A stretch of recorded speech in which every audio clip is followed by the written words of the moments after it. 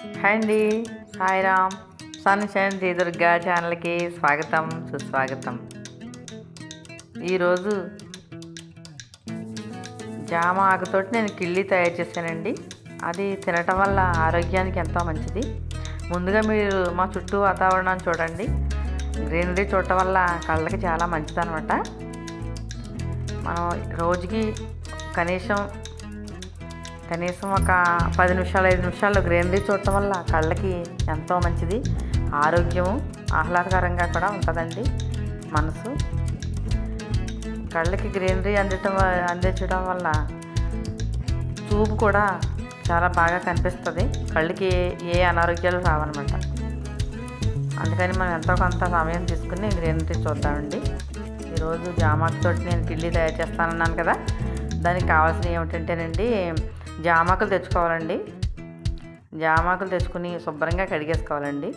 కడిగేసుకున్నాక గుడ్డతోటి తుడుచుకోవటం లేదా చేతితోటి శుభ్రంగా తుడిచేసుకున్నాక దుక్కుని పోక మనం ఎన్నైతే మనకి కిళ్ళీలు కావాలో అన్ని ఆకులు ముందుగా సిద్ధం చేసుకోవాలి.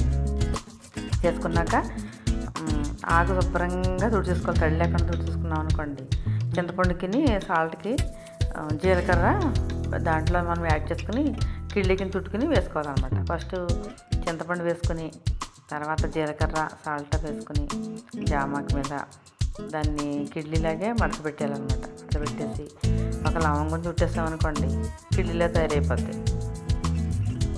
చూస్తున్నారు కదా, ఈ విధంగా అనమాట.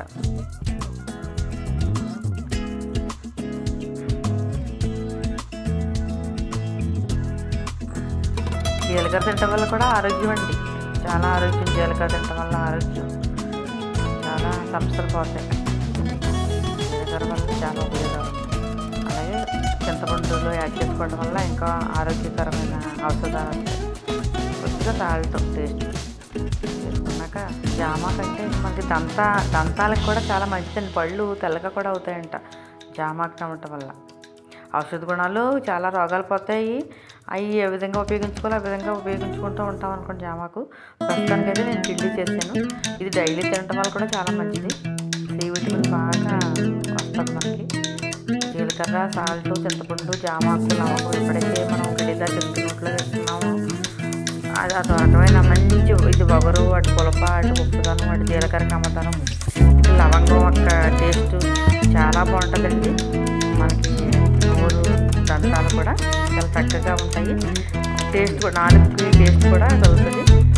ఆ టేస్ట్ ఎప్పుడైతే వచ్చిందో మనం మంచి ఆహార పదార్థాలు అయితే తింటూ ఉంటాం కదా. దానివల్ల పూర్వం నుంచి కూడా ఉన్నాయండి, ఇవి కొత్తగా ఇవి రాలేదు. ఇవన్నీ కూడా దేవుడు ప్రసాదించిన వరాలు, ప్రకృతి వరాలు.